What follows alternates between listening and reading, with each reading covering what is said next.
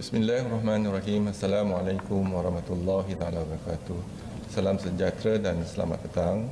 Berdiri bersebaris dengan saya ialah Datuk Dr. Rohaizat, Datuk Dr. Cheong Chee Kiong dan Dr. Nurhayati Rusli. Kementerian Kesihatan Malaysia ingin memaklumkan bahawa terdapat 90 kes yang telah pulih dan dibenarkan discharge pada hari ini. Ini menjadikan jumlah kumulatif kes yang telah pulih sepenuhnya dari jangkitan COVID-19 dan telah discharge daripada ward adalah sebanyak 1,005 kes, iaitu bersamaan dengan 27.45% daripada jumlah keseluruhan kes. Sehingga 5 April 2020 jam 12 tengah hari, terdapat 179 kes baru yang telah dilaporkan. Ini menjadikan jumlah kes positif COVID-19 di Malaysia adalah sebanyak 3,662 kes. Daripada 179 kes, 46 adalah berkaitan dengan Perhimpunan Seri Petaling. Sehingga kini seramai 99 kes positif COVID-19 sedang dirawat di unit rawatan rapi.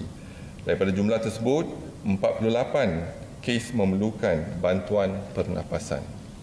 Daripada maklumat terkini yang dilaporkan ke Crisis Preparedness dan Response Center Kebangsaan, duka cita dimaklumkan bahawa terdapat pertambahan 4 kes kematian berkaitan dengan COVID-19.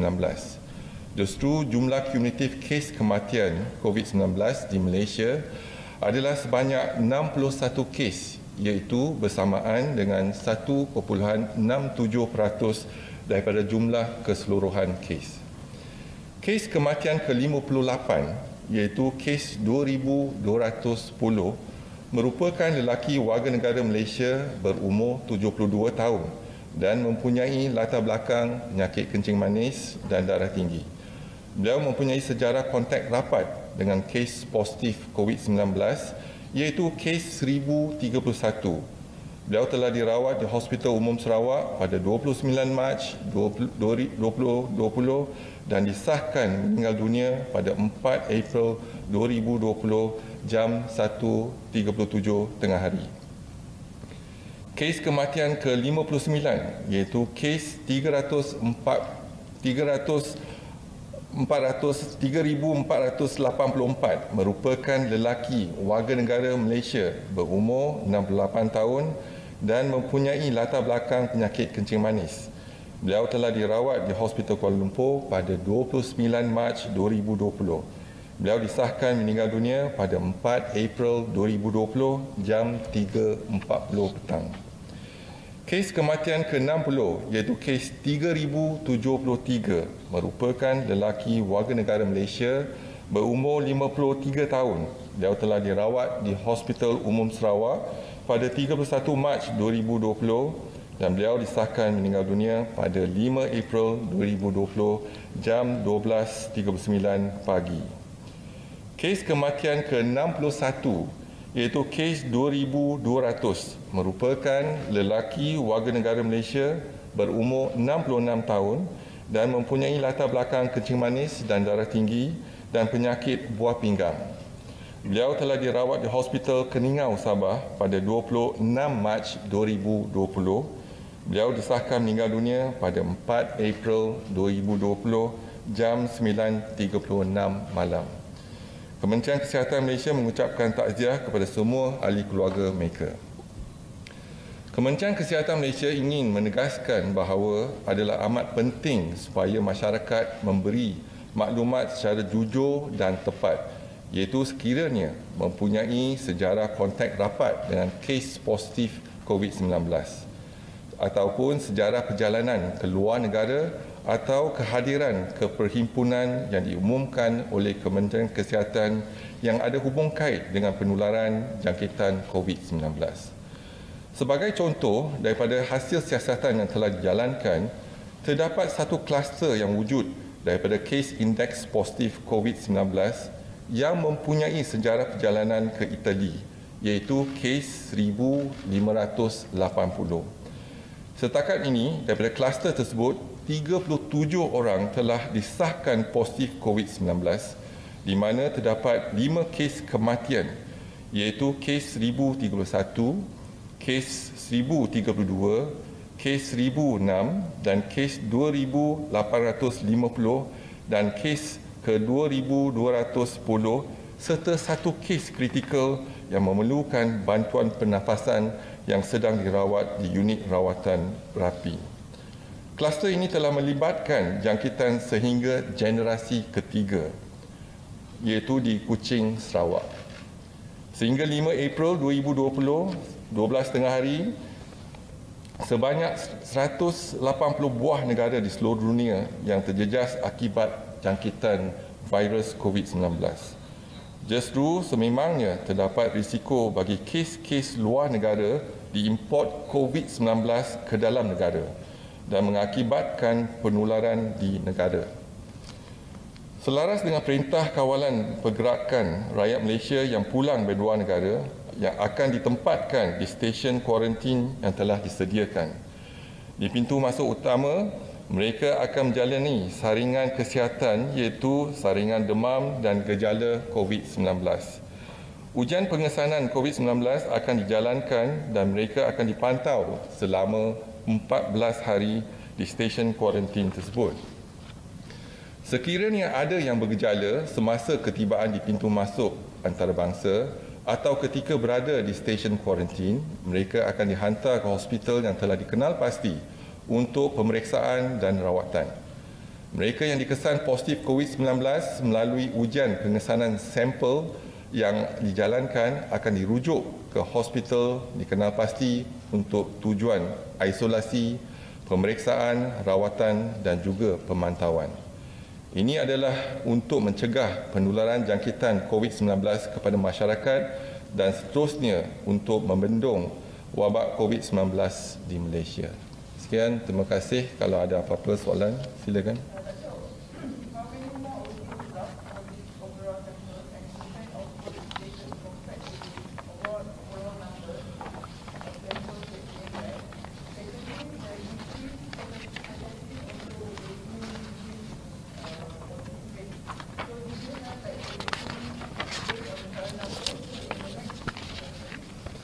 So if you were to look into the result that we have, so far we have done 51,937 tests. And the positive is only 7.05%. It is 3,662 positive. So we will continue to enhance our lab in terms of capacity. Our capacity today is 11,500. And as I mentioned earlier, we have 43 labs altogether, and we intend to increase 2 more labs in Sandakan as well as in Tawau. So in the process of procurement, and hopefully we can address some of the issues that we have with regards to the lab. One is the reagent. So we do have a shortage of reagent 1 week ago, but we are trying to procure more reagents for our patients. And more importantly now, we try to optimize our lab, whereby we are trying to do a pool in terms of 5 cases, 1 go. That will increase our capacity and hopefully the turnaround time as well. In the meantime, we are also looking into other test kit. That is actually, we are talking about antigen rapid test kit. So tomorrow we will get a new test kit from Korea. We hope that the sensitivity and the specificity as well as the accuracy of the test kit will be more than 80%. So by doing so, I think we hope that we can increase the tests that being done in the Ministry of Health as well as other labs. And at the moment it's 11,500. We are aiming to have 16,500. We are also looking for another new technique of doing the test kit in PCR.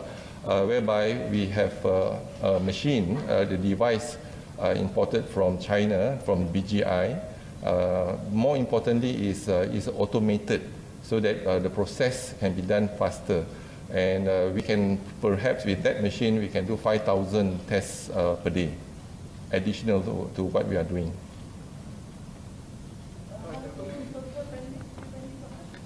So far, if the pending negative test is 39,877, so about 76.78 negative, and pending 8,398.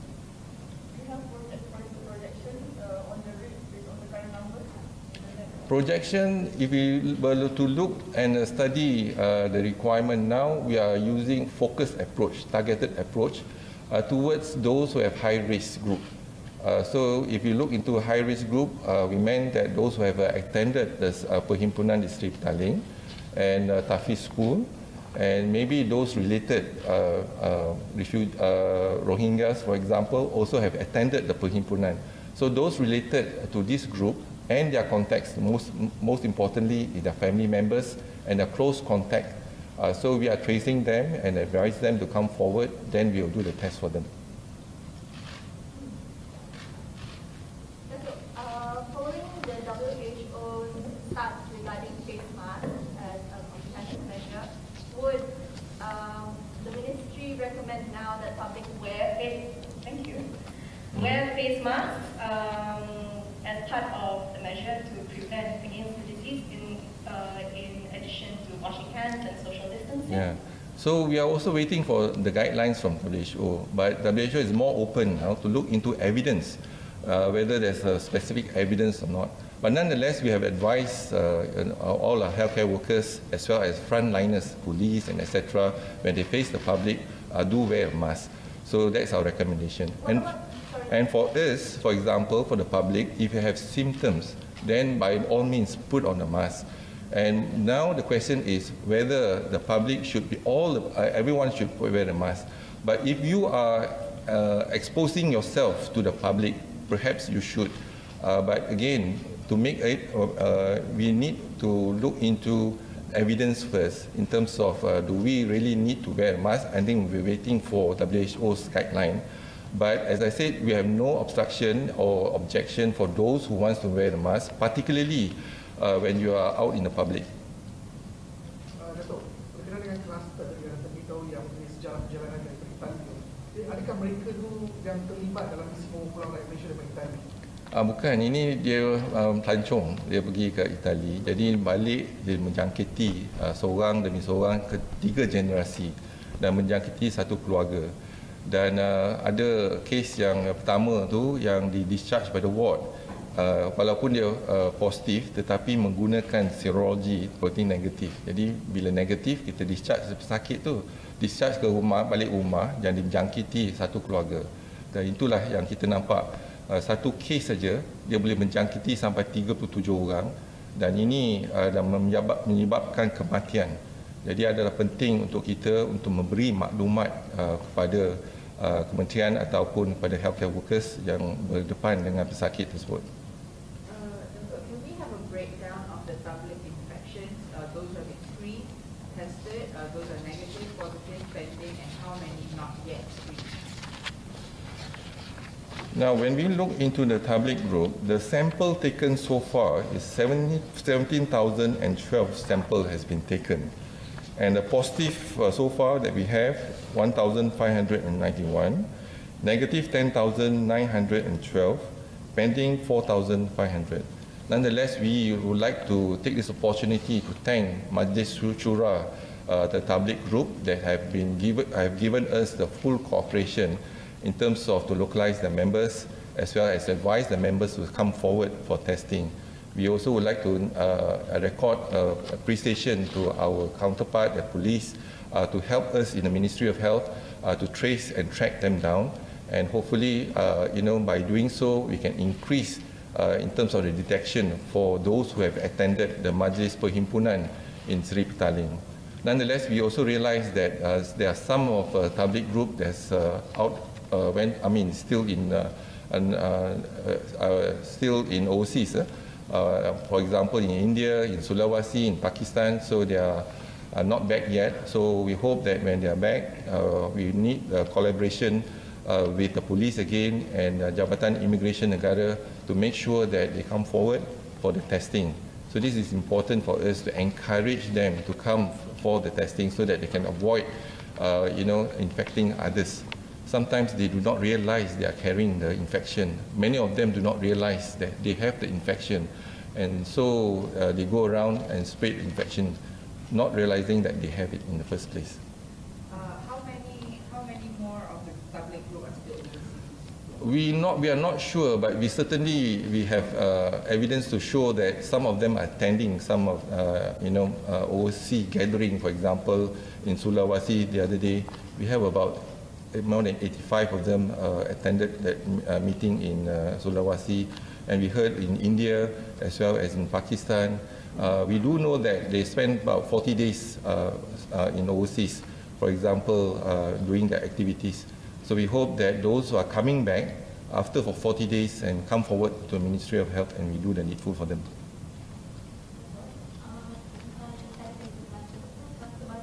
Tak, itu kluster 1051, kes 1051.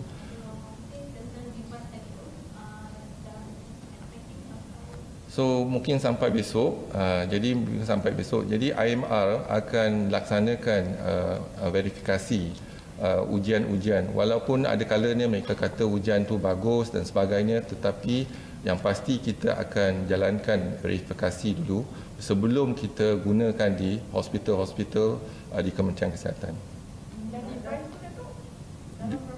Jumlah kita akan lihat dulu, kalau dia punya sensitivity dengan dia punya specificity dengan accuracy dia tinggi, baru kita akan melaksanakan perolehan. If a restaurant that has been selling takeaway food, if one of their workers tested positive, do the customers need to get tested as well? Food, we have not heard of the virus spread by the food, right? So, but more importantly, if the one of the workers positive, then we have to screen and basically the close contact in the restaurant. Datuk, berkenaan dengan Datuk Wajib tadi dengan kes luar negara yang import COVID-19 ke dalam negara tu. Jadi kita lihat Malaysia masih lagi ramai kekandang di luar negara. Mungkin Kementerian Kesihatan ada sebarang cadangan kepada kementerian luar dalam aspek untuk membawa pulang virusnya. Kita faham sebab ada 180 negara yang terlibat setakat ini. Kalau mereka pulang, jadi warga negara Malaysia, kalau warga negara asing kita boleh deny term entry. Tetapi warga negara Malaysia kita kena terima. Tetapi apa yang pasti ialah kita kena kuarantinkan mereka untuk 14 hari. Pada permulaan kita kuarantinkan mereka di rumah. Tapi sekarang ni kita akan kuarantinkan di pusat kuarantin kita ataupun di hotel yang telah dikenal pasti untuk tempoh 14 hari.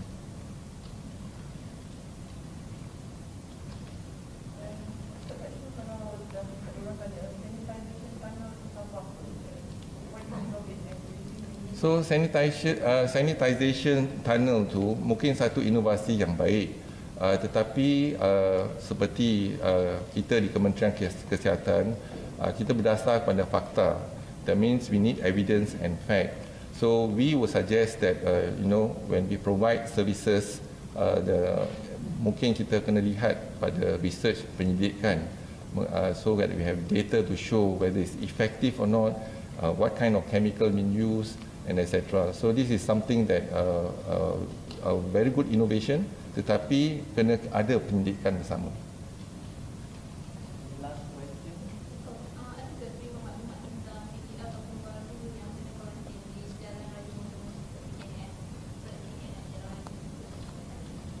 Kita sekarang ni kalau kuarantin ada, kita dah kenal pasti tempat-tempat kuarantin kita. Jadi kalau kita lihat tempat kuarantin kita telah kita ada 1,140 stesen kuarantin yang telah diwatakan. Setakat ini kita ada 71 stesen kuarantin yang telah diwatakan, di mana kita telah tempatkan lebih 4,000 lebih mereka yang disyaki ataupun dalam pemerhatian kita lah, 4,000 lebih di quarantine center kita lah.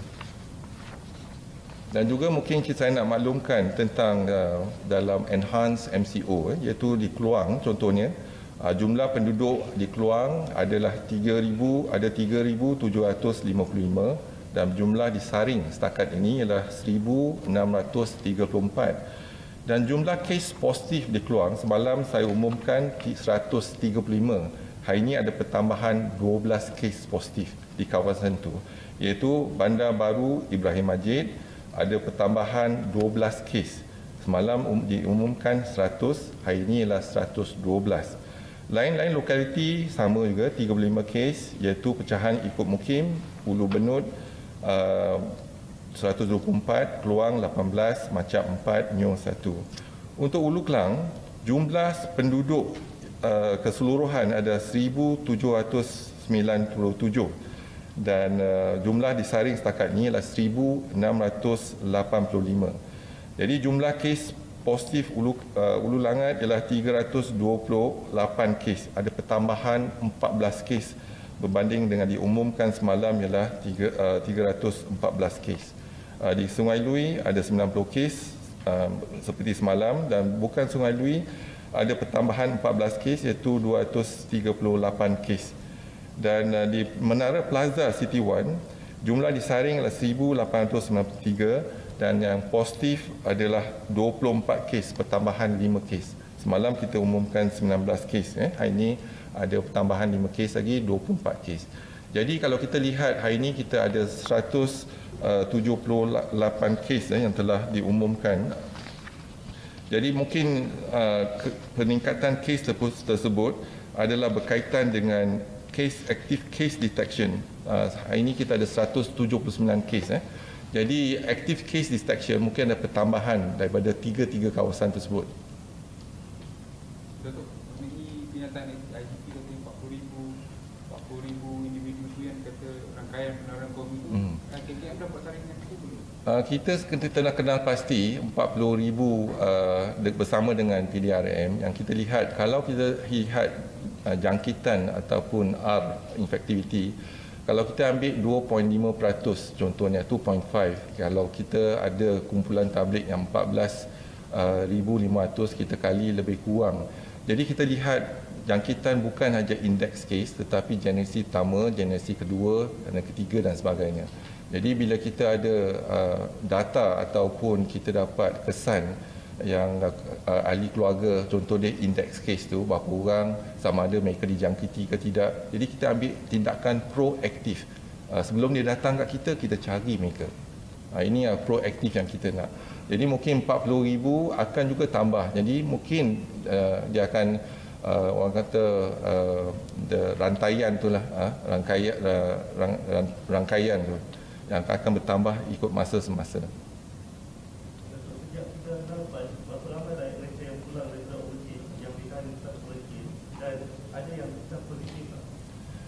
Pada permulaan dia, bila mereka kembali daripada luar negara, kita tempatkan mereka di rumah masing-masing, kuarantin untuk 14 hari.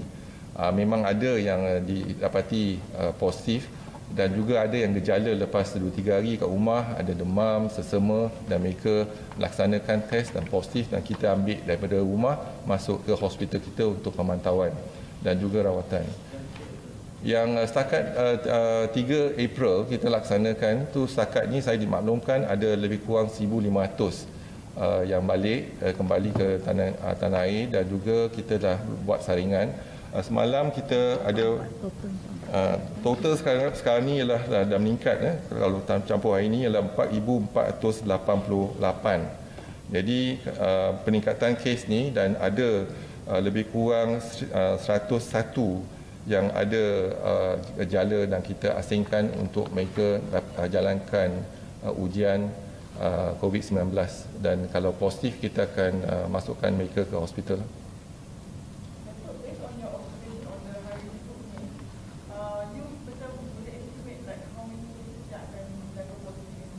So with the kerjasama dengan polis, jadi kita tahu sekarang ni kita ambil tindakan yang proaktif. Jadi kita kenal pasti, contohnya seorang case index, lepas tu ahli keluarga dia 3 orang, jadi kita cari ahli keluarga dia 3 orang. Lepas tu ahli keluarga dia berhubung dengan generasi kedua, kita pun cari generasi kedua dan pastikan mereka positif ke tidak. Jadi proaktif, daripada kita menjalankan semua mass screening, kita screening kat high risk group yang berkaitan dengan index case itu. Itulah cara kita trace and track tu. Last question. Saringan dalam kalangan foreign workers atau illegal foreign workers dalam Malaysia. Jadi kita masih menjalankan saringan. Contohnya kalau kita lihat dalam laman sawang saya telah upload satu saringan untuk Rohingya group, jadi di Pasar Selayang contohnya kita buka klinik dan kita menjalankan saringan kepada mereka, dan mereka yang yang datang tampil ke depan untuk menjalankan saringan. Jadi memang kita laksanakan sama ada warga negara ke ataupun bukan warga negara. Tetapi kita bekerjasama dengan NGO yang lain, contohnya UNHCR dan juga Mercy dan sebagainya untuk mereka yang bukan warga negara. Jadi saringan kita percuma dan apa yang penting ialah untuk mengesan kalau mereka ada tak positif. Kalau positif kita akan asingkan, kalau negatif, kalau tak ada exposure, jadi tak apa, kalau ada exposure kita akan kuarantin untuk 14 hari. Ya, sekarang ni bila kita dah wawarkan mereka tampil ke depan menggunakan bantuan daripada NGO, jadi saya juga nak ambil kesempatan ini mengucapkan terima kasih kepada semua NGO yang terlibat, yang menggalakkan mereka tampil ke depan untuk melaksanakan ujian, dan kita harap kita dapat mengesan lebih ramai yang positif kat situ supaya dapat datang ke klinik kita untuk disaring, diuji dan diasingkan dan diberi rawatan yang diperlukan. Setakat saringan masih tetap dijalankan, jadi mungkin ada 2-3 kes yang positif, tetapi kita akan galakkan lebih ramai lagi di antara mereka untuk tampil ke depan untuk saringan. Setakat ni kita masih kumpulkan figure sebab klinik kita masih berjalan. Sebelum ni klinik ni dijalankan oleh UNHCR, tapi sekarang ni bekerjasama dengan PKD, contoh PKD Kepong dan sebagainya. Kita turun padang sekali dengan mereka dan untuk menjalankan saringan bersama. Okey, terima kasih.